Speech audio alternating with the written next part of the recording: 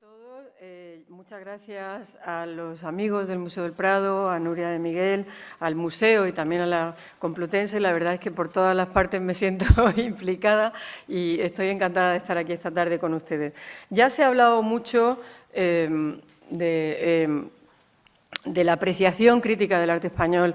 fuera de España en estas dos jornadas, y la verdad es que el tema del coleccionismo de arte español en América y su consiguiente influencia en el arte local ha ganado en las últimas décadas muchísimo interés. Realmente, si entendemos el coleccionismo como un impulso inicialmente privado que tiene una posterior plasmación pública en museos e instituciones, es obvio que el interés americano por el arte español tiene un escenario privilegiado, pero ni mucho menos único, en la ciudad de Nueva York. Allí se alojan muchas de las grandes colecciones artísticas de la enriquecida América de finales del XIX, y allí trabajaron a lo largo del siglo XX muchos de los artistas más relevantes, como Pollock, como Motherwell, como Gorky, que manifestaron de muchas formas su fascinación por el arte y por la cultura española. También es obvio que esa relación del coleccionismo español con el arte, del coleccionismo americano, perdón, con el arte español, bueno, pues tiene su mejor emblema, claro, ya lo saben todos ustedes, en la Hispanic Society, que se fundó en 1904 por Archer Milton Huntington. Esa es una institución, la Hispanic Society, de la que ya se ha hablado aquí, una institución centrada en la conservación, en el estudio y en la promoción social del legado histórico y artístico español entre los americanos. No vamos a hablar, como decía, no vamos a hablar hoy de ella, pero sí quiero recordar que, en todo caso, la iniciativa de Huntington se inscribe en una corriente de gusto por lo español mucho más amplia y de definición mucho más difusa, que sobrepasa los límites del coleccionismo y de la erudición académica y de la influencia artística para alcanzar aspectos mucho más variados, incluyendo algunos que tienen que ver con la vida cotidiana o con la configuración de las ciudades. En muchos de esos aspectos del interés americano por lo español ha influido incluso el cine de Hollywood, con sus decorados, sus caracterizaciones, y bueno, pues también todo un estilo arquitectónico, incluso de interiorismo, muy fuerte en la primera mitad del siglo XX en el sur y en el oeste de Estados Unidos, bajo el nombre de Spanish Style, estilo español, ¿no? Ese estilo puede verse, por supuesto, en el propio edificio de la Hispanic Society, que veíamos hace un momento, pero también, bueno, pues hay que decir que alcanza su punto culminante en California y especialmente en torno a 1915 con la Panama California Exhibition, Panamá-California, la gran exposición Panamá-California. Bueno, en lo que concierne más específicamente al coleccionismo de arte español, pues hay que decir que el mero recuento de los coleccionistas concretos y de las instituciones implicadas y el mero recuento también de las piezas concretas que allí se conservan revela características muy interesantes de lo que significó el fenómeno de la apreciación del arte español desde el otro lado del Atlántico, y además muestra muy bien toda una interesante evolución en el tiempo. Antes Gabriele Finaldi hablaba de cómo a los ingleses les interesa especialmente la pintura del 17, sobre todo, y un tipo concreto de pintura del 17, porque efectivamente el gusto principal estaba enfocado sobre todo en la pintura italiana, en eso que se consideraba, como él ha dicho muy bien, ese gusto elegante de la pintura italiana. Y efectivamente, en un primer momento en Estados Unidos ocurre algo parecido. Lo que interesa es sobre todo el siglo de oro y se considera fundamentalmente como una especie de contrapunto, de alguna manera excéntrico, en el sentido literal de la palabra, algo que está fuera del centro, algo que está fuera del canon, un contrapunto interesante a eso que significaba, digamos, la cumbre de la historia del arte, que era siempre Italia. España era solamente en un primer momento algo diferente. Sin embargo, con el paso del tiempo, a lo largo del siglo XX sobre todo, esa mirada va cambiando y de repente empezaremos a ver cómo, bueno, pues de ese primer momento en el que se fijan solo los coleccionistas en determinados artistas del siglo de oro, iremos viendo cómo va cambiando el foco de interés. El interés por el siglo de oro, digamos, se mantiene, pero va cambiando, digamos, pues como la preferencia por el arte, sobre todo del propio siglo XX, de tal manera que artistas de las vanguardias como Picasso, como Miró, etcétera, se convierten en el punto de mira absoluto, y ahí ya no son los excéntricos, ahí ya no son los extraños, los contrapuntos, ahí justamente son el centro. El arte español, con artistas como Picasso o como Miró, son claramente, digamos, son artistas que protagonizan absolutamente la modernidad. No son algo que está de lado, sino que está en el centro. Esa evolución es clarísima y la vamos a ir viendo a medida que vamos hablando de las colecciones. Pero vayamos por pasos. Siguiendo la estela de la llamada imagen romántica de España, a la que también habían contribuido escritores americanos, como por ejemplo Washington Irving, con sus famosos cuentos de la Alhambra, en el último tercio del siglo XIX, se consolida en Estados Unidos un interés por lo español, pintura fundamentalmente, pero no exclusivamente, justamente, como decía antes, por lo que tenía de modelo exótico, es decir, por lo que tenía de externo al canon. La cultura española era la expresión de un país que no se ajustaba a la corriente principal del arte europeo, que era de raíz mucho más clásica y que estaba encarnado sobre todo por el arte italiano y, en segundo término, digamos, por el francés. En ese sentido, como acabo de decir, el arte español era fundamentalmente contrapunto, algo que era muy importante porque mostraba la posibilidad de los países de hacer su propio camino frente al gusto de las metrópolis y, en definitiva, frente a las normas. Esa enseñanza era especialmente valiosa para los artistas de una joven nación como la americana, cuando tanto a finales del XIX como especialmente a lo largo del XX, digamos que hasta los 60 sobre todo, están buscando una forma de expresión propia, una forma de expresión que les, digamos, individualice, que les singularice frente al mundo. Entonces, si la apreciación crítica europea del arte español vira sustancialmente en torno a la década del 1860, como muestran las múltiples visitas al Prado que se van produciendo, de las cuales, por supuesto, la más emblemática es la de Manet, y como muestra también la mayor presencia de piezas españolas en los mercados ingleses y franceses, como acaba de explicar Gabriele Finaldi, bueno, pues en el caso de Estados Unidos, la apreciación de lo español tiene además otros matices y diría también incluso que otra cronología. Entre el 1860 y 1920 se produce el gran descubrimiento de la cultura española al otro lado del Atlántico. Y eso coincide con el periodo histórico en el que se producen simultáneamente el declive del Imperio español y el ascenso de la nación americana a gran potencia mundial, en gran parte a expensas de las antiguas colonias españolas. Ese periodo, entonces, está marcado dramáticamente por el año 1898.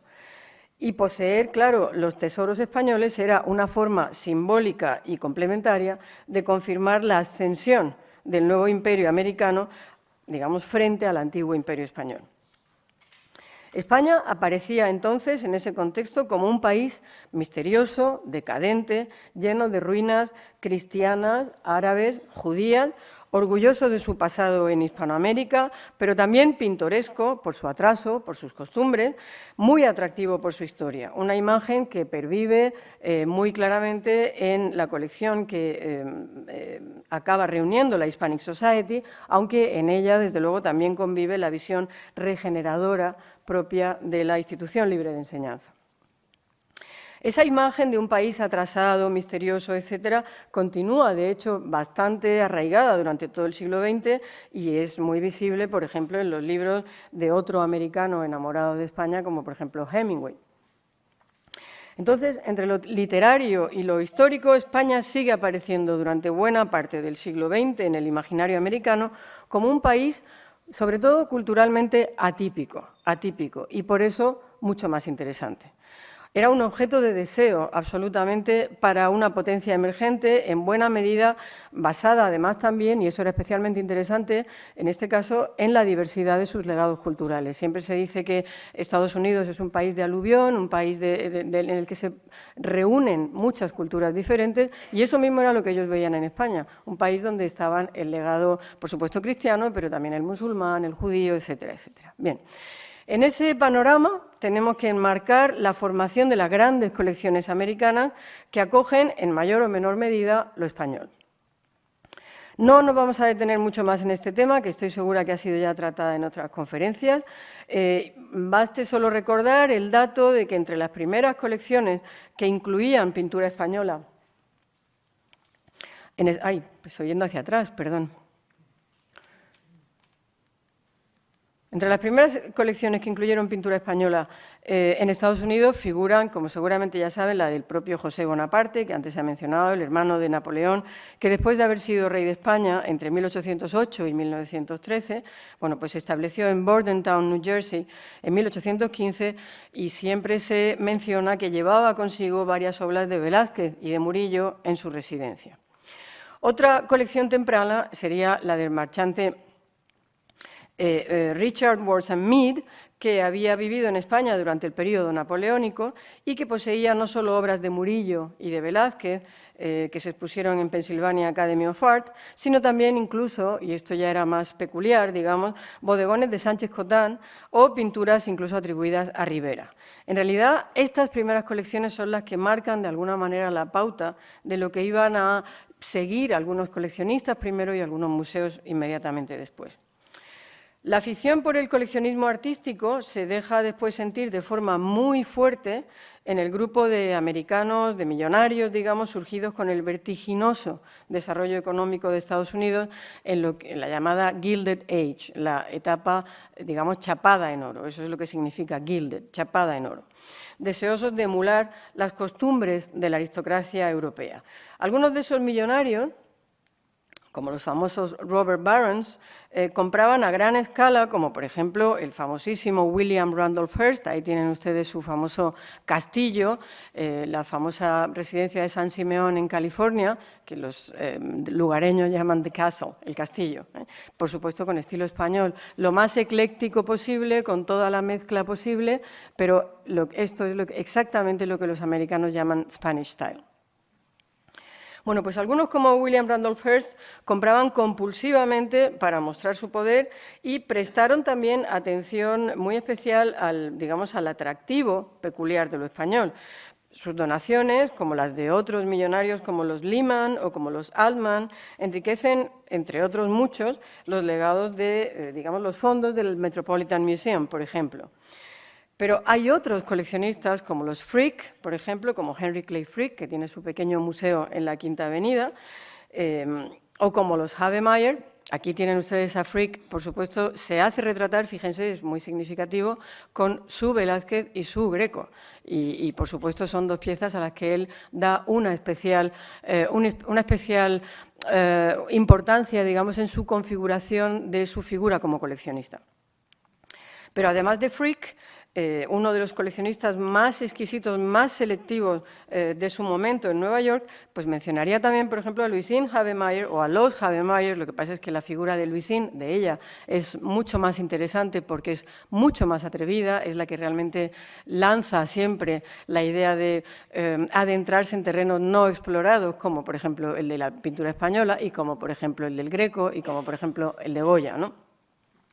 Bueno, pues la colección de los Havemeyer también, una parte muy importante de la colección de los Havemeyer está también en el Metropolitan Museum de Nueva York. Estos coleccionistas, los Frick, los Havemeyer, tienen intereses mucho más concretos, mucho más selectos, digamos, que por ejemplo un Hearst, como veíamos antes, que eran omnímodos, ¿no? Coleccionaban absolutamente todo. Los Frick, los Havemeyer o algunos otros, por supuesto Huntington, estaban mucho más enfocados a algo concreto. Lo interesante es que en el caso de Frick y de los Havemeyer, que estaban absolutamente centrados en buscar siempre solo obras maestras, incluyen en su, digamos, incipiente nuevo canon al arte español. De hecho, todos ellos se fijan muy pronto en el Greco, en Velázquez y en Goya. Muy pronto, estamos hablando de justo un poquito antes y un poquito después de 1900. Bueno, la llegada de la Primera Guerra Mundial dio fin a la búsqueda de tesoros que buscadores de belleza como los Morgan, los Hearst, los Frick, los Havemeyer llevaban a cabo por Europa sistemáticamente, ¿no?, en sus viajes. Se presentía ya como el final de una era y, como el propio Huntington dijo lúcidamente en 1918, los grandes coleccionistas dejarían ahora paso a los museos. De un coleccionismo, entonces, basado en pasiones, en sentimientos, en el deseo de proyectar una imagen social, a veces algo desordenado, a veces basado en la pura acumulación, se pasaría ahora a un coleccionismo institucionalizado, a un coleccionismo que pretendía ser sistemático y que pretendía tener además unos fines claramente educativos. Y, en efecto, en el periodo de entreguerras, digamos, ese sería un periodo crucial para los grandes museos americanos en general, para la consolidación de los museos como instituciones, y sería, sobre todo, la época en la que se vería la consolidación definitiva de dos grandes instituciones de referencia, en cierto sentido, complementarias, el Metropolitan Museum of Art y el Museum of Modern Art, que se fundaría justamente en 1929. El Metropolitan, como saben, se funda antes, en finales del 19, pero no tan finales del 19, pero es realmente en el periodo de entreguerras cuando los dos acaban por realmente cuajar su perfil como museos y como colecciones. Bueno, detengámonos primero un poquito entonces en el Metropolitan Museum of Art. Es, como supongo que todos saben, una de las instituciones culturales más importantes de los Estados Unidos y comenzó en clara desventaja evidente con respecto a sus pares europeos, porque, claro, los museos europeos, como por ejemplo el Prado, pues eran herederos de siglos de coleccionismo de las casas reales y de las grandes familias de la aristocracia. Sin embargo, en menos de 50 años, el Metropolitan consiguió reunir importantísimas colecciones mediante donaciones, mediante adquisiciones también. Ya hemos nombrado algunas de las figuras, algunos de los grandes donantes del Metropolitan, pues John Pierpont Morgan, Benjamin Altman, los Havemeyer, Robert Lehman, pero también Blumenthal, por ejemplo, que fue, de hecho, el presidente de su patronato. Pues todos ellos, lo más interesante es que en sus donaciones incluyeron piezas de arte español. A ellos hay que sumar, además, otro nombre, que a veces el nombre familiar de los Rockefeller nos suena más en relación con el MoMA, pero es también muy importante con el Metropolitan, porque John D. Rockefeller Jr. hizo una aportación muy conocida y muy espectacular, que es el conjunto de los claustros, The Cloisters, en el norte de Manhattan, el museo medieval situado en Tyrone Park. Bueno, en The Cloisters, al norte de Manhattan, hay muchas piezas de arte medieval español. Todo lo que vamos a ver en realidad van a ser simplemente, a lo largo de toda la conferencia, ejemplos muy escogidos que, por supuesto, no son más que la punta del iceberg de una presencia mucho más amplia en los museos americanos. En este caso, me había detenido en este ábside de San Martín de Fuentidueña, en Segovia, que fue, de hecho, y esto es también interesante, una donación permanente del Gobierno de España en 1957, en el momento de grandes intercambios, digamos, políticos España-Estados Unidos, a cambio del depósito indefinido de las 6 pinturas murales de San Baudelio de Berlanga, de Soria, que se pueden ver aquí en el museo, las he visto hace nada, una hora, que actualmente se exhiben en el conjunto, en el Prado, perdón, y el conjunto fue... Todo ello, es decir, no solamente lo que hay en el Prado, sino algunas piezas más, fue arrancado de su localización original en 1926 y fue parcialmente exportado a Norteamérica. Algunas otras partes de ese conjunto se conservan, de hecho, en museos, por ejemplo, como el de Boston o el de Indianápolis. Y bueno, pues entre los cloisters y el edificio principal del Metropolitan se conservan muchas otras piezas de arte medieval, algunas de ellas, algunas pequeñas piezas, digamos, pues marfiles, artes decorativas, y algunas, incluso en The Cloisters, se conservan, por ejemplo, también algunas piezas que quizá no tendríamos tan claramente en el apartado, digamos, de arte medieval, ya estaríamos hablando del siglo XV, finales del siglo XV, pero siguen estando ahí, como por ejemplo este Santiago el Mayor de Gil de Siloé, que es una verdadera joya. Bueno, el recorrido, digamos, por el arte medieval o por el arte de los siglos XIV, XV español en el Metropolitan se completa, claro, con el arte islámico. El Metropolitan posee una variada selección de objetos procedentes de Al-Ándalus, pero también posee muchísimas obras, por ejemplo, mudéjares, es decir, realizadas por artesanos musulmanes que vivían en territorio cristiano. Algunas, como esta seda nazarí, bueno, me parece que la de la Hispanic Society es más bonita, pero esta es también muy importante, es decir, la de Hispanic Society, sobre todo lo digo porque la disfruten, que la tienen aquí al lado, ¿no? Esta es realmente también muy importante, una pieza maravillosa de tejido de seda nazarí, y como pueden ver también, bueno, pues hay, por ejemplo, este panel de arqueta de periodo califal, hay azulejos, hay joyas, hay piezas esculpidas en piedra, hay todo tipo de marfiles, hay artesonados, incluso también realizados ya en la España cristiana, pero con estilo musulmán, etcétera, etcétera. Bueno, en ese recorrido por el arte, digamos, hispano-musulmán, hay una pieza muy especial, que es este casco nazarí, que la tradición, solamente la tradición, no hay realmente una documentación específica al respecto, pero la tradición relaciona con el rey Boabdil. Realmente es una pieza que yo creo que tiene un carácter, digamos, emocional muy importante. Y bueno, pues del interés del Met por el arte hispano-musulmán habla el hecho, por ejemplo, de que en 1992 realizaran una importantísima exposición titulada Al-Ándalus, que tuvo un profundo impacto internacional y que hizo avanzar muchísimo el conocimiento de arte hispano-musulmán, una de cuyas sedes fue, además del propio Metropolitan, la Alhambra de Granada.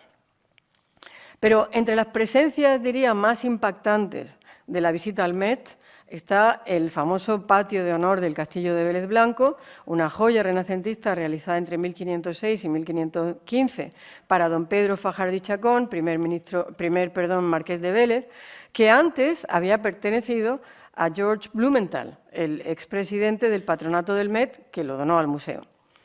También mencionaré en ese sentido de piezas muy impactantes cuando uno visita el Metropolitan, la famosa reja del coro de la Catedral de Valladolid de 1736, donada, de hecho, por William Randolph Hearst en los años 50, en 1956. Bueno,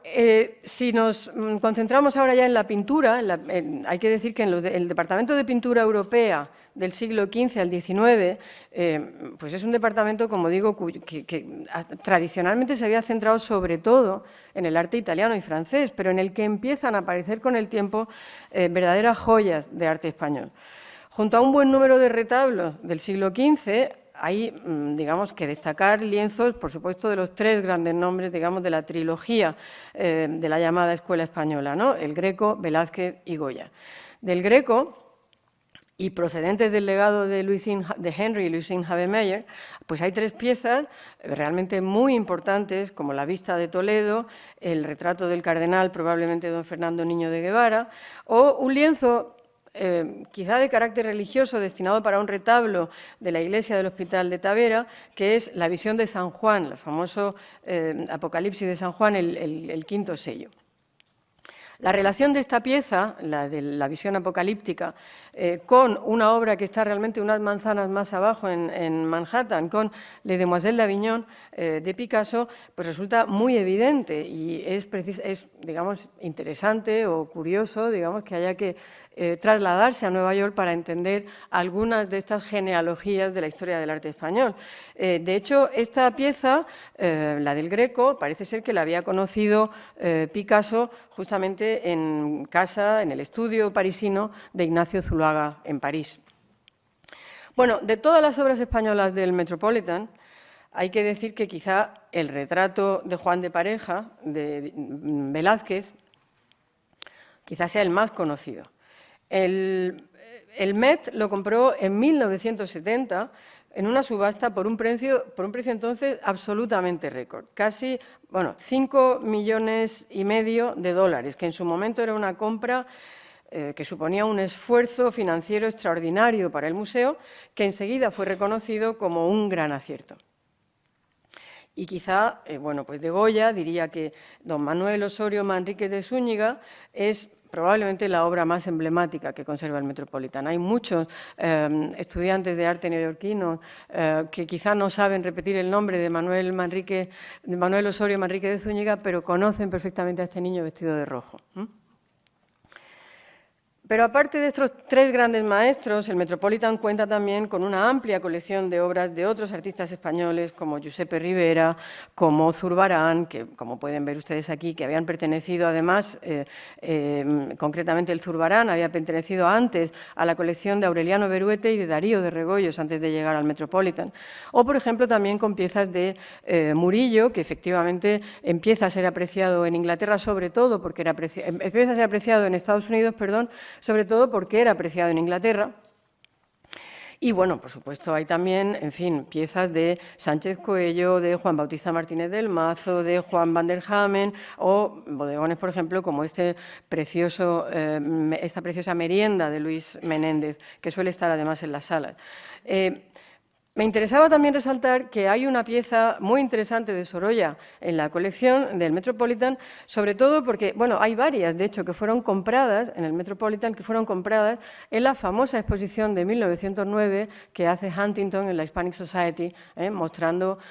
un número realmente elevado de piezas de Sorolla y que tuvo, como saben, una acogida de público verdaderamente espectacular. Bueno, además de todo esto, por supuesto, pues hay que decir que hay piezas, en fin, de carácter muy variado. El famoso Juan Martínez Montañez, que la página web del Met sigue llamando siempre el dios de la madera, como se decía en España en la época. Pues, por ejemplo, bueno, pues tiene este San Juan Bautista precioso, o, bueno, pues hay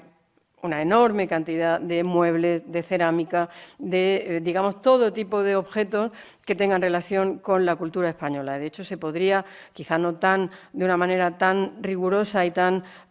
completa como en la Hispanic Society, pero yo diría que se podría también hacer una historia del arte español solo con las piezas que hay en el Metropolitan. Claro, departamentos como el de grabados o el de dibujos, es decir, obras de arte en papel, pues son también muy, muy, muy importantes. De hecho, lógicamente, las estampas y los dibujos viajaron siempre de una manera mucho más libre. De hecho, pues de Goya hay que decir que el Metropolitan cuenta con prácticamente todos los álbumes de Los Caprichos, Los Desastres de la Guerra, Los Proverbios, Los Toros en Burdeos, etcétera, etcétera. Pero probablemente este gigante sentado en un paisaje, también llamado Coloso, pues sea una de las más, verdaderamente de las más sobrecogedoras, ¿no? Por esa inquietud que produce el poder y la fuerza incontrolada en un ambiente tan fantasmal, tan como de pesadilla, como ocurre en esta hoja de papel. Junto con Goya, el otro héroe, digamos, de la modernidad dentro del Metropolitan,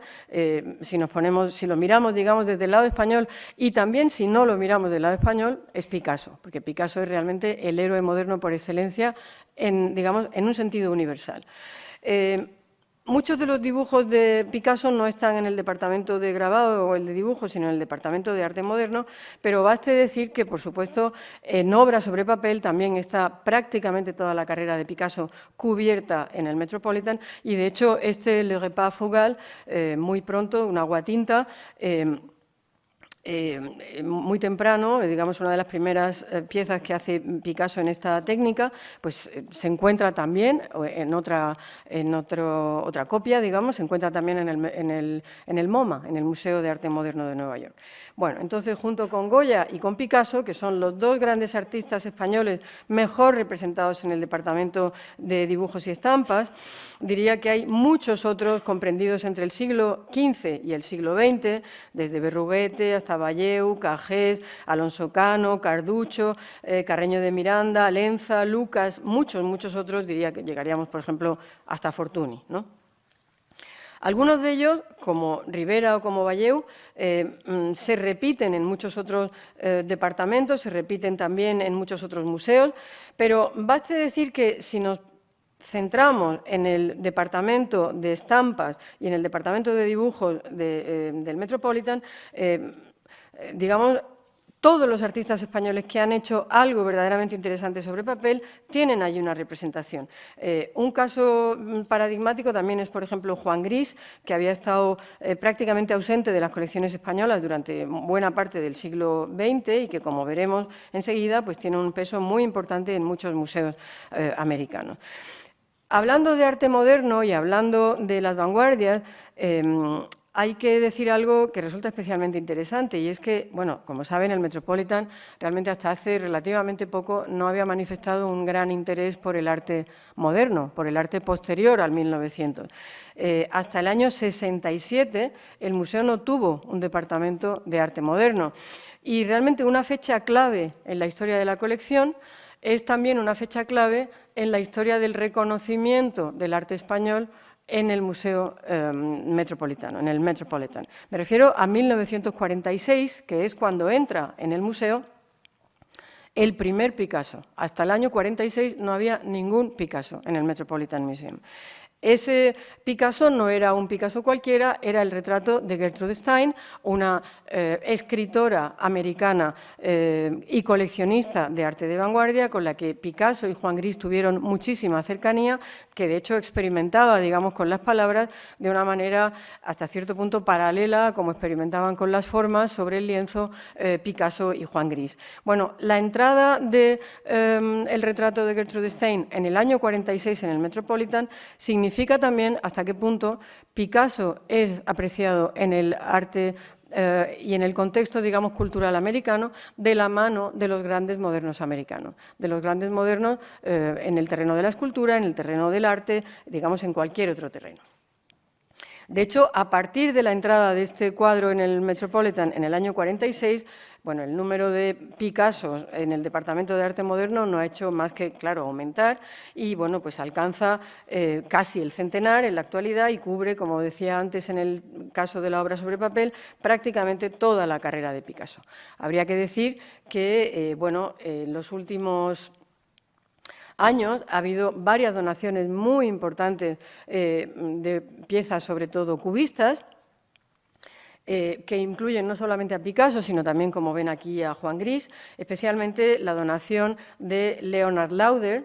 que donó 80 obras de arte cubista, collage, dibujos, pinturas, esculturas de Picasso, de Gris, de Braque y de Léger al Metropolitan, que es muy curioso porque normalmente uno pensaría, ¿y por qué no al MoMA? Pues su sitio, digamos, natural sería el MoMA, el Museo de Arte Moderno de Nueva York. La respuesta de Leonard Lauder fue realmente rotunda. Bueno, en el MoMA no iba a hacer una diferencia, en el Metropolitan sí. Y efectivamente cambia absolutamente el perfil de las colecciones del museo con esta donación, haciendo que el museo se abra definitivamente al arte del siglo XX y a las vanguardias históricas y se convierta realmente en un competidor muy serio en cuanto a colecciones de cubismo para el mismísimo Museo de Arte Moderno, que se suponía que era la gran referencia en ese sentido, ¿no? De hecho, pues sí, con una de esas, no solamente las 80 obras que dona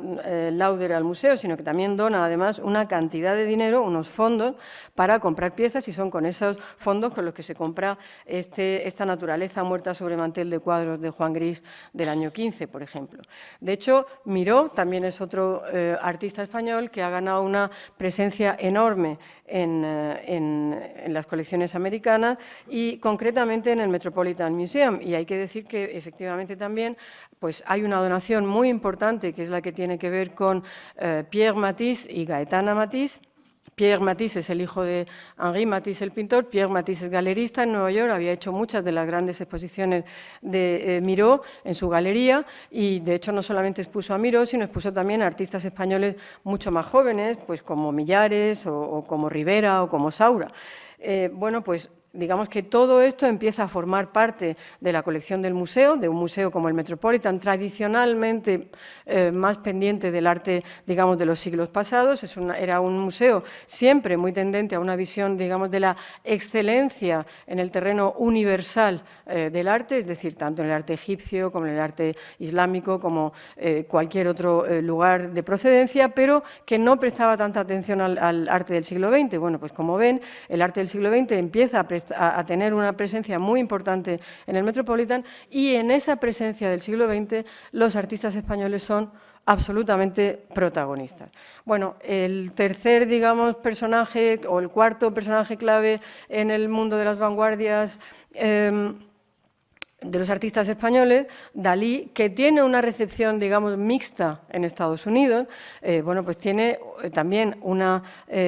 presencia interesante en el Met con esta encajera de Vermeer procedente de la colección Lehmann. Es curioso que hiciera justamente esta donación también por ser precisamente un cuadro del siglo XX que cita a la pintura del pasado, ¿no? Que cita a la pintura que se supone que es la que interesaba en el Metropolitan. Y luego, bueno, pues también quería detenerme para que vean un poco la amplitud de las colecciones del Metropolitan sobre arte español en otros departamentos como el de fotografía, donde pueden ver, por ejemplo, conjuntos de imágenes como estos penitentes de Cuenca de Ortiz Echagüe, esta fotografía que sigue hablando de esa imagen negra, ¿no? De esa imagen romántica de España. Pero, en fin, también hay todo tipo de piezas, como esta guitarra de Andrés Segovia, realizada por el luthier Manuel Ramírez, donada por la viuda de Andrés Segovia al Metropolitan, o este precioso caftán de Mariano Fortuny de Madrazo, el Fortuny de Venecia, ¿no? Hay también, por ejemplo, trajes en el Costume Institute de Cristóbal de Valenciaga, etcétera, etcétera, ¿no? Si nos vamos un poquito más abajo en Manhattan, unas cuantas calles más para abajo, si nos vamos a Midtown, encontraremos el MoMA. El MoMA es un museo, como ven, que tiene una característica espacial diferente, es realmente la famosa caja blanca, el white cube, digamos, la manera que ha estandarizado de la contemplación del arte contemporáneo. El MoMA quería tener un sentido siempre enciclopédico también, y bueno, pues intenta comprar y tener representadas todas las formas de creación del arte del siglo XX, aunque eso últimamente se está poniendo bastante en entredicho porque realmente digamos que hay una tendencia muy clara a todo aquello que acabara fundamentalmente desembocando en la abstracción. Fíjense, en esta imagen aparentemente no hay una presencia española y sin embargo sí la hay. Si piensan en el lienzo que está a la derecha, es un lienzo de Motherwell de la famosa serie de la elegía a la República Española. Y si piensan en la escultura que hay, a ver, me he pasado otra vez. Si piensan en aquella escultura del fondo, David Smith, pues verán que es un artista americano que estaba absolutamente influido, muy determinadamente, digamos, por un escultor español, Julio González, del que ahora mismo vamos a hablar. De una manera o de otra, los artistas españoles tienen realmente una presencia muy rotunda en el MoMA. Bueno, pues el MoMA es realmente, el Museo de Arte Moderno de Nueva York, es realmente, digamos, el museo que más ha hecho por definir el arte moderno. Y, de hecho, la definición del arte moderno es el título de uno de los libros más importantes del que fue el director mítico del MoMA, Alfred Barr, Jr. Bueno, pues Alfred Barr, cuando se crea el museo en 1929, empieza a formar las colecciones y realmente uno de los artistas a los que presta muchísima atención desde el principio es, por supuesto, Picasso. De hecho, empieza uno a preguntarse muchas veces cuando se va al MoMA si realmente el protagonismo de Picasso en el arte del siglo XX, esa idea de que Picasso es de alguna forma el artista que resume todo el arte del siglo XX, si no será así porque el MoMA lo decidió, es decir, porque Alfred Barr lo decidió así. De hecho, no es, por supuesto, solamente Picasso, el artista español al que dedica su atención el MoMA. Hay muchísimas obras de otros artistas de vanguardia, también de las digamos, segundas vanguardias o de las post-vanguardias, o como quieran llamarles, de las artistas, digamos, posteriores a la Guerra Civil, como Tapies o como Saura, y de hecho el MoMA pues dedicó también, por ejemplo, una importantísima exposición para la fortuna crítica de estos artistas, ya en el año 60, en New Spanish Painting and Sculpture, también en ese contexto de intercambios en el que antes veíamos el ábside que se encontraba en los cloisters, ¿no? San Martín de Santidueña. Bien, realmente la colección del MoMA abarca, como se pueden imaginar, todo el arte del siglo XX y, digamos, todos los artistas españoles que han tenido algo importante que decir o que han sido, digamos, notables en algún sentido, están allí presentes. También los muy recientes, como Sicilia, como Barceló, como Juan Muñoz, por ejemplo, fotógrafos como Joan Fontcuberta, arquitectos como Gaudí, cineastas como Almodóvar. Todos han sido realmente en algún momento punto de interés para para el MoMA. Y bueno, pues si nos ponemos realmente a analizar con detenimiento cómo se han ido formando esas colecciones de arte español, pues claro, no nos queda otra que volver a Picasso, insistir en Picasso. Picasso es realmente un artista, como digo, entronizado en el MoMA. Es el artista que, digamos, que encuentra tanto cuantitativa como cualitativamente su mejor representación, diría, fuera del Museo Picasso de París, en el MoMA. Incluso eso se podría discutir. Desde luego, el MoMA tiene más de 1000 piezas de Picasso, o sea que en el aspecto cuantitativo vamos bastante bien, pero es que no solamente eso, es que en el aspecto cualitativo hay que decir que realmente muchas de las piezas que han sido más importantes o que, como digo, el relato oficial del arte moderno que inventa el MoMA decide que son las piezas más importantes, como por ejemplo Les Demoiselles d'Avignon, bueno, pues están justamente allí. Antes me ha parecido importante cuando hablaba Gabriele Finaldi de cómo la Venus de Rokeby de Velázquez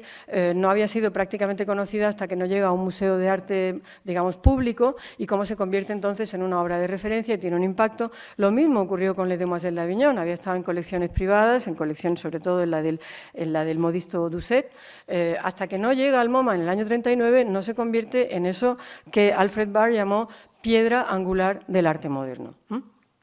Lo cual es curioso porque el arte moderno en el año 39 ya estaba bastante decidido. Es decir, que eso nos demuestra hasta qué punto hay un relato deliberado por parte de Alfred Barr para decirnos cuáles son los hitos, y esos hitos están, en muchos casos, en Picasso. Por supuesto, la presencia de Les Demoiselles d'Avignon en el MoMA durante décadas y décadas, desde el año 39, junto con la presencia del Guernica en el MoMA también hasta el año 81, bueno, pues realmente fueron absolutamente decisivas para para la conformación de la personalidad artística del arte americano. Era no solamente Les Demoiselles d'Avignon, sino diría que incluso más el Guernica, superaron, de hecho, el impacto artístico para convertirse realmente en piezas de referencia en un sentido ético, en un sentido moral, en esa idea de que el artista tenía que tomar una posición frente a lo que ocurría en el mundo, algo que era muy importante para los artistas del expresionismo abstracto americano, para esa generación de artistas de la que forman parte Pollock o Gorky o Motherwell, que estaban buscando su lugar en la historia del arte después de la Segunda Guerra Mundial y que querían sobre todo dejar claro, dejar constancia, digamos, de esa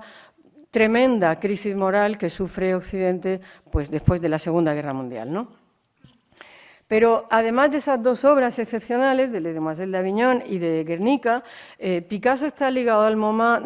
por muchas otras piezas, de las cuales solo voy a mencionar unas pocas, muy poquitas. Por ejemplo, este muchacho conduciendo a un caballo, que perteneció a los Stein también, y que, bueno, pues es una de las joyas absolutas del periodo rosa. Los tres músicos, una de las piezas clave también del cubismo sintético.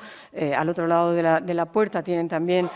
las tres mujeres en la fuente, una de las piezas clave del cubismo clásico, l'atelier, el estudio, una pieza fundamental para artistas como Gorky, por ejemplo, algunos de los artistas del expresionismo abstracto americano. Es decir, la presencia de Picasso en Nueva York no es solamente por afán de coleccionismo, por lo que nos interesa sobre todo por la herencia que deja, por el impacto que deja en los artistas americanos digamos, de las sucesivas generaciones a lo largo del siglo XX. Y bueno, pues también, por ejemplo, esta mujer ante el espejo que se ha convertido, como saben, en uno de los ejemplos más emblemáticos de la obra de Picasso como artista del siglo XX. Pero también hay que mencionar otras cuestiones, como por ejemplo las estampas, esta famosa minotauromaquia que podemos ver como en conexión con el Guernica, como antecedente, como precedente en todo caso del Guernica, o el famoso osario que Picasso, el Charnel House, que Picasso pinta al acabar la Segunda Guerra Mundial y que de alguna forma también se ha tomado como una especie de epílogo del Guernica. Si el Guernica tiene que ver con la Guerra Civil Española, pues el osario tendría que ver con la Segunda Guerra Mundial, ¿no? Pero además de eso, por supuesto, en el MoMA hay también ejemplos clarísimos de Picasso como el gran inventor de la nueva escultura, esa que se hace por adición, por construcción de piezas que existen previamente, ¿no? Picasso es el gran héroe moderno. Como digo, Picasso es el centro de la colección del MoMA. A Picasso se le dedican muchas exposiciones a lo largo del siglo XX en el MoMA. Pero, por supuesto, Miró también y Dalí también tienen importancia en la colección, más Miró que Dalí. Los dos fueron, como ven aquí, objeto de dos exposiciones en el año 41, se entraba a la derecha o a la izquierda, se iba a la una o a la otra, y hay que decir que en concreto la obra de Miró fue coleccionada y apreciada en América pues muy pronto, realmente desde los años 30. Esta muestra fue comisariada por un personaje clave. Hemos hablado antes de Alfred Barr y ahora me toca mencionar a James Johnson Sweeney, que es un director de museo y conservador que tiene un interés siempre muy especial por el arte español, mucho. Él realmente es de los que, antes que nadie, reivindican a la figura de Miró. Y de hecho aquella exposición del año 41 lo convierte en una referencia artística también muy importante en todo el contexto del arte del siglo XX. El MoMA tiene piezas como la que acabamos de ver, El cazador, paisaje catalán, o como este Nacimiento del mundo, una pieza capital que después Breton vería, por ejemplo, como origen de la abstracción moderna, pero también, por ejemplo, como esta Naturaleza muerta con zapato viejo, del año 37, en cuya desolación y en cuya, digamos, en cuya inquietante presencia, pues se ha visto la contrapartida mironiana del Guernica de Picasso. En todo caso, hay que decir que tanto Picasso como Miró realmente se convirtieron en dos referencias fundamentales para el arte americano del siglo XX por su presencia en el MoMA. Dalí, pues Dalí realmente fue, como hemos visto, también objeto de una antológica en el 41 y ha sido aparecido en otras exposiciones después, pero su presencia es mucho menos numerosa en el MoMA. Ahora, eso sí, hay algunas de las piezas, pues quizá más, digamos, esenciales de la imagen popular de Dalí. Y una vez más se pregunta uno si no serán imágenes populares justamente porque están en el MoMA. Claro, el cubismo con Juan Gris pues sigue siendo también una de las presencias fundamentales. Juan Gris también, desde luego, es una de las personalidades que mejor se estudian en el MoMA. Esta pieza, curiosamente, está allí desde muy pronto. A Juan Gris se le hace una exposición en el año monográfica, en el año 58, cuando no existía ni una sola pieza de Juan Gris en ninguna colección pública española, lo cual era también especialmente llamativo. Y bueno, pues digamos que el otro gran héroe en el terreno de la escultura sería Julio González, un personaje clave que de hecho pone en pie con Picasso eso que hemos llamado la nueva escultura, la construcción.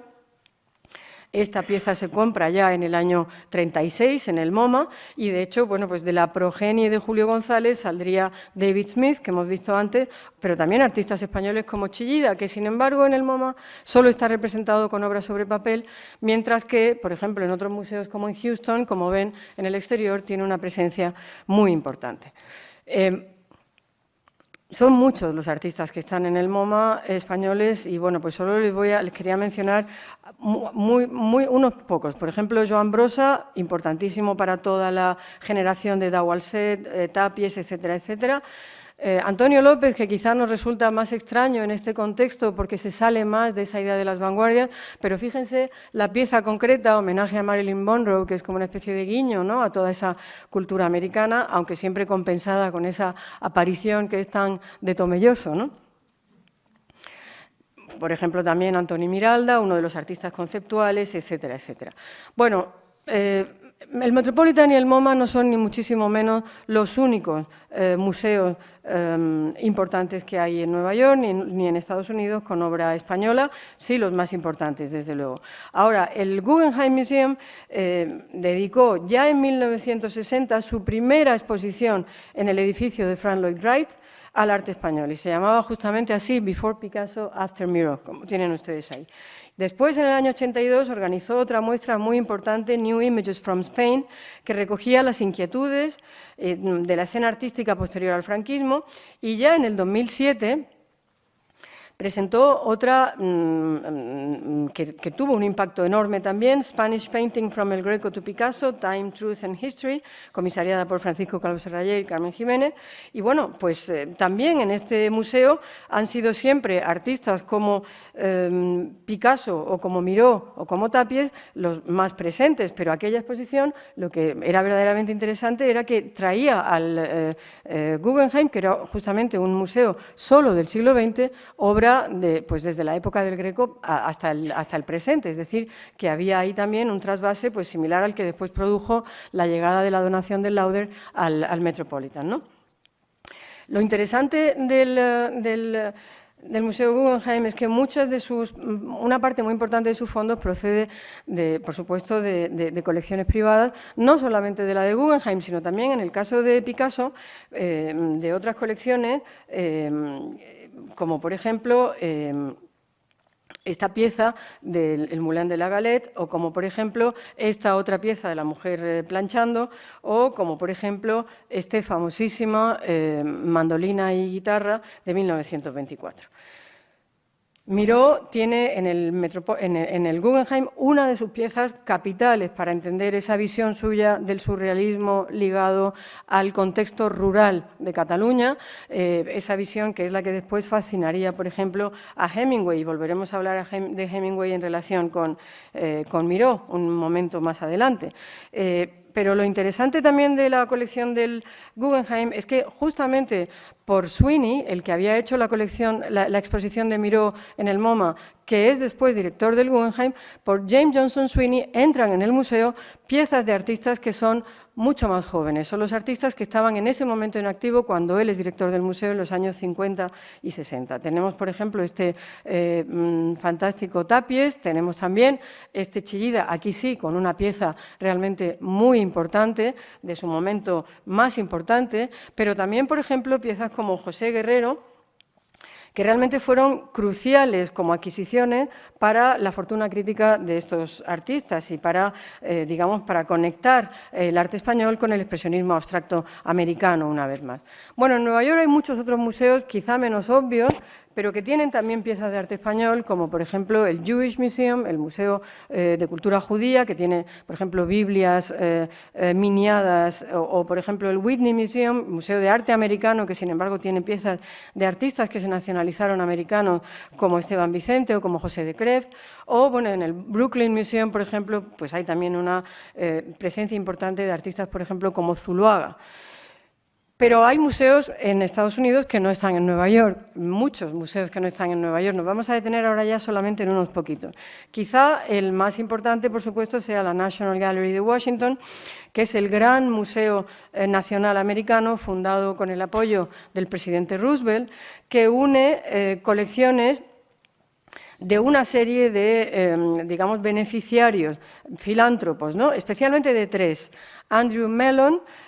bueno, de las famosas becas Mellon, que han disfrutado muchos estudiosos de todo el mundo, del que se dice que por sí solo fundó la National Gallery, o, por ejemplo,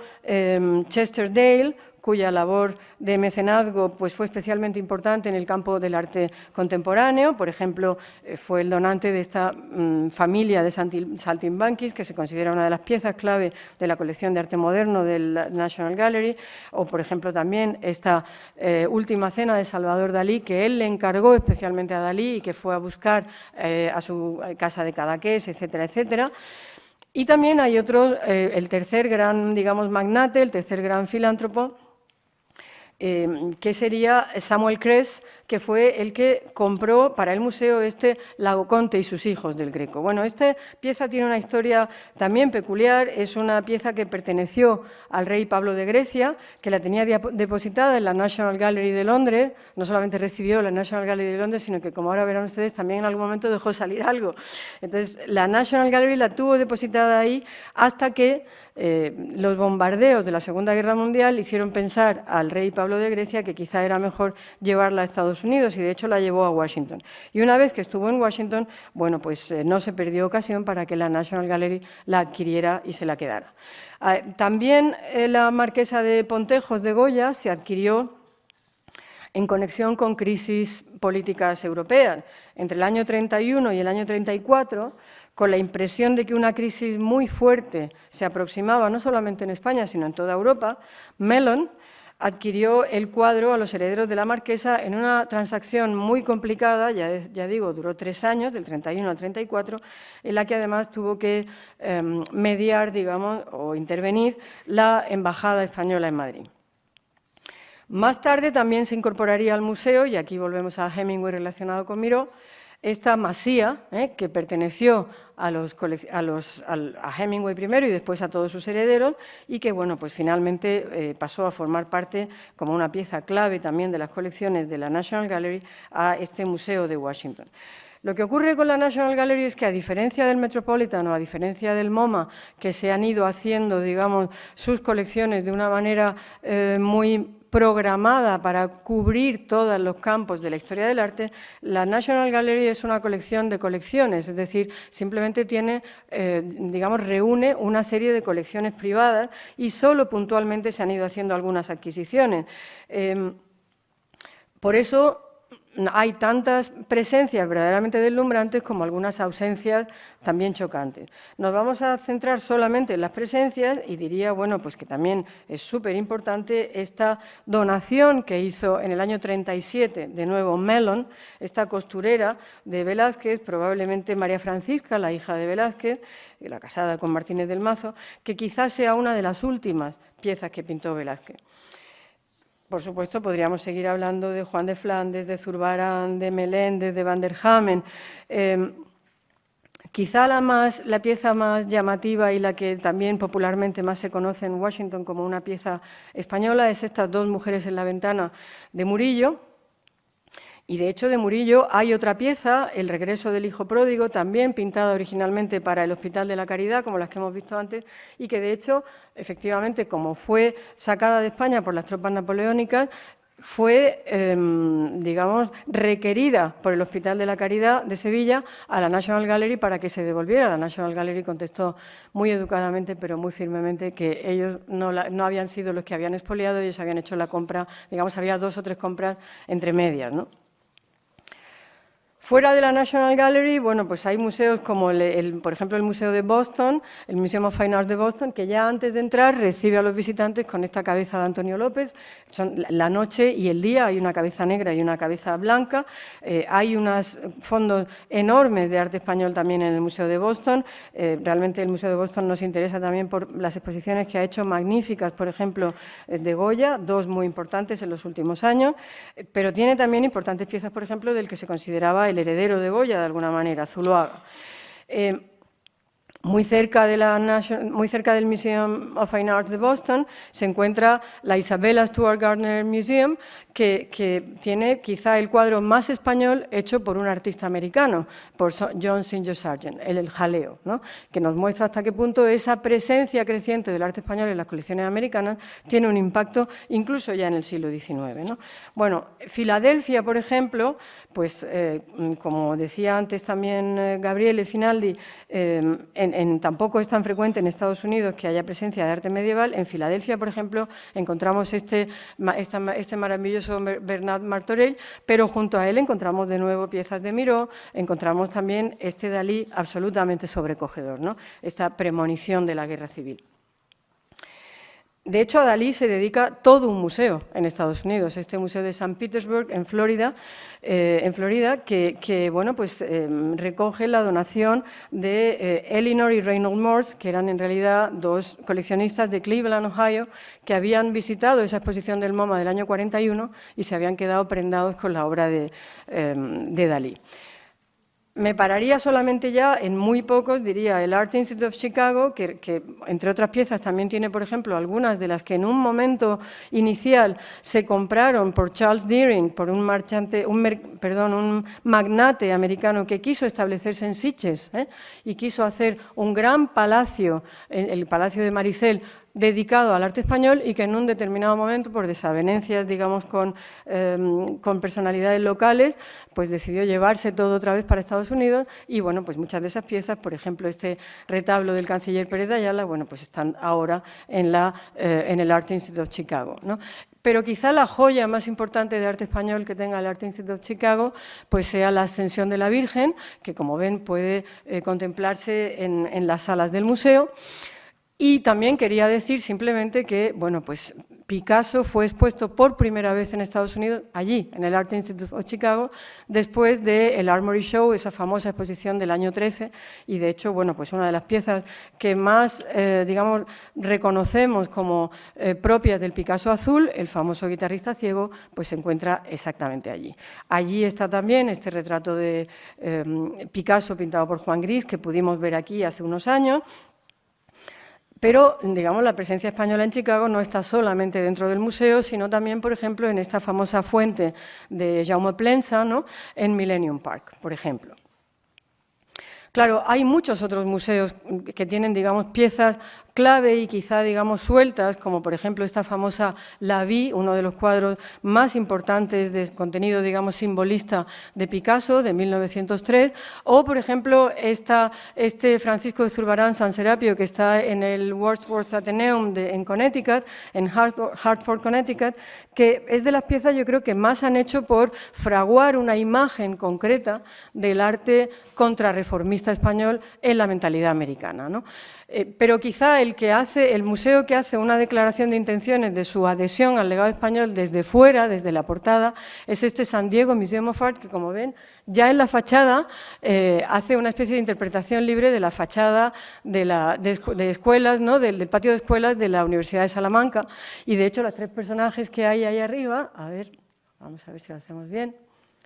Los tres personajes que hay arriba no son, digamos, grandes prohombres, grandes políticos, no son reyes, no son tal, son justamente Velázquez, Rivera y Murillo. Y algunos de los bustos que están alrededor, bueno, pues son también otros artistas españoles. Este museo tiene muchísimas, más de 300 obras de arte español y, de hecho, según su directora, también allí puede reconstruirse toda la historia del arte español sin salir del edificio. Muy sintomático resulta que la pieza número 1 del inventario del museo sea esta María en la Granja de Sorolla, que justamente fue donación, además, y eso también es interesante, de Archer Milton Huntington, del fundador de la Hispanic Society, que, como ven, no solo quería tener todo el legado español en Nueva York, en su fundación, en la Hispanic Society, sino que además hizo mucho por promover la visión de lo español también fuera de Nueva York. Bueno, hay muchas otras instituciones que tienen obra de arte española o que tienen, digamos, programas de estudio del arte español. Hay algunas instituciones que tienen que ver con lo académico, como el Art Institute, por ejemplo, como el Clark Institute, por ejemplo, pero hay una en especial que es el Meadows Museum, que está en Dallas, en una universidad, en la Southern Methodist University, como ellos dicen, SMU. Es un museo que fue fundado por Algur Meadows, un personaje muy peculiar que apostó por la búsqueda de petróleo en España en los años 50, que por supuesto no le funcionó, pero que eso no le impidió, digamos, todo lo contrario, hizo que viajara muchísimo a España a partir de 1950 y, de hecho, bueno, pues se alojaba en el Ritz y eso significaba que visitaba continuamente el Museo del Prado. Esas visitas al Museo del Prado le hicieron desear tener él su propia colección de arte español. De hecho, él quería hacer, como él decía, un pequeño Prado en Texas y, de hecho, el apellido de Meadows pues tiene algo de relación con Prado, ¿no? Pradera o algo parecido. Él quería hacer un pequeño Prado en Texas y, de hecho, lo que hizo fue hacer una colección que tuvo problemas, pero que se fue haciendo, una colección que, bueno, en el año 1961 estaba formada por 75 piezas que donó a SMU, a esta universidad, Southern Methodist University, con $1 millón para la constitución de la institución, para la constitución del museo. Bueno, desde entonces acá, esa institución, como saben, ha crecido mucho. Realmente tenemos muchas veces en las exposiciones del Prado, tenemos muchas veces préstamos y muchas iniciativas del Prado también tienen eco en el Meadows Museum en Texas. Y, de hecho, bueno, pues es uno de los museos que ahora mismo, con más de 300 piezas, pues más hace por revitalizar en el otro lado de Estados Unidos, es decir, fuera de Nueva York y digamos, en Texas, en el sur, pues revitalizar, digamos, la cultura española en todos sus sentidos, digamos, de la forma más variada posible. Es efectivamente una especie de versión mini versión mini de gran altura del Prado, es decir, lo que pretende tener es Velázquez, Murillo, Goya, bien representados, de tal manera que efectivamente de alguna forma pudiera cumplirse ese deseo de Meadows de hacer un pequeño Prado en Texas, pero no se queda solamente en la pintura del siglo de oro, tampoco se queda solamente, por ejemplo, en retablos medievales, que también tiene, sino que incluso en los últimos años ha hecho adquisiciones muy importantes, por ejemplo, de obra de artistas de las vanguardias, también ahora están preparando, por ejemplo, una exposición de Chillida para la primavera siguiente. Como ven ustedes aquí, bueno, pues quería cerrar con esta María Blanchard, con esta mujer sentada, una de las mujeres también más importantes en el mundo de las vanguardias parisinas, muy en contacto con Juan Gris, muy en contacto con Lipschitz, muy en contacto con Diego Rivera, que, bueno, pues que nos viene a decir hasta qué punto efectivamente la presencia española en Dallas, en Texas, es realmente igualmente, digamos, extensa en lo temporal. Bueno, pues como han visto, adaptándose a los cambios de gusto, adaptándose a las distintas identidades de los museos y de los coleccionistas, la presencia del arte español en Estados Unidos es hoy, de costa a costa, realmente una constante. Yo diría que no hay un museo importante en Estados Unidos ahora mismo que no tenga realmente alguna pieza relevante de arte español. Y eso que en un primer momento empezó siendo una especie de extravagancia, ese siglo de oro que en un primer momento se veía solo como un contrapunto a lo que se consideraba la corriente principal, el arte italiano o el arte francés, se transforma a medida que pasa del tiempo en algo que está perfectamente normalizado. El arte español forma parte absolutamente de la gran narración de la historia del arte, sea el medieval, sea el siglo de oro o sea el arte del siglo XX. Pero, por supuesto, en este último caso, en el arte del siglo XX, justamente ese arte que se hace contra la norma, el arte español, que había sido valorado justamente por ir siempre frente a lo académico, se convierte justamente en, como digo, en el centro. Los artistas españoles, como Picasso, se convierten en los grandes héroes del relato. No solamente como Picasso, como ven ustedes, como el caso de María Blanchard. Así que nada, aquí lo dejamos y si quieren ahora hacer algunas preguntas, si tenemos algo de tiempo, 5 minutos, me dicen ahí, pues si quieren hacer alguna pregunta, aquí estoy.